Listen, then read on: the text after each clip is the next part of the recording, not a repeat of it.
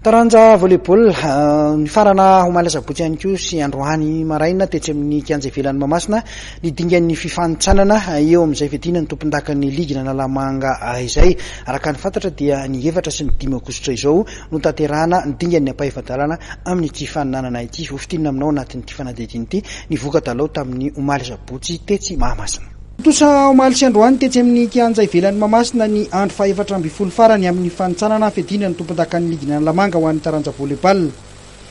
Tamin'ity lalao farany ity dia samy nivoaka ny resy avokoa ny ekipa ny gendarmerie-pirenena ny GNVB teo amin'ny skadzy kadety sy ny junior lehilahy.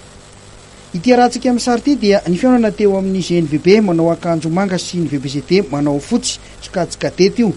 Nazava teto ny fandresen'ny GNVB tamin'ny seta telo ny ohatra.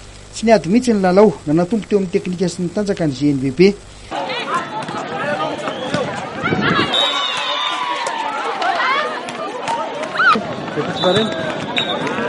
Tenenina hoe raha ohatra mety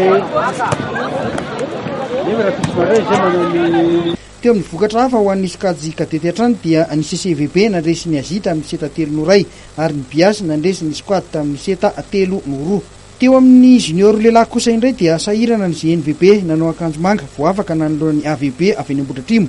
Resin'ny GNVB tamin'ny seta telo no roa teto ny AVB ny fandana tsara ny lalao an'ny rotota.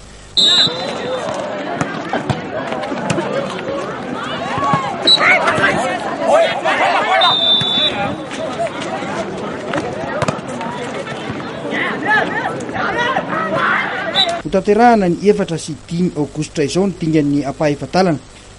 Mitondra fanazavana mikasika indrindra izay ny sekretera jeneraly ny Ligin'Analamanga. Skadzy madinika izay ndraiky zao sisa marina androany ny journée farany. Fa ny lehibe zany efa tamin'ny volana juin efa vita liza dia miandry quart de finale zay amin'ny sabotsy 4 alady 5 décembre amin'ny Ligin'Analamanga Korandrano. Nanahoana ny fandizotra amin'ny faninanana ny resaka teknika ny avo farisian'ny mpanday anjara tamin'ny fitaom-pilalaovana. Tena kely fa le tanora indrindra le akivy kely zany tena be dia be ny ekipa nanday anjara ohatra skadzy ndraiky anao kadety zany ekipa nanday anjara tena dia 6 kadety dia 5 zany hoe amin'izay fotoana zany tombonisa ny ekipa nanday anjara tamin'ity mahafinaritra misy indrindra ny skadzy inona ny politika napetraky ny ligy nahatonga an'izay hoe namparisika ny ankizy lalao ny taranja volleyball izay?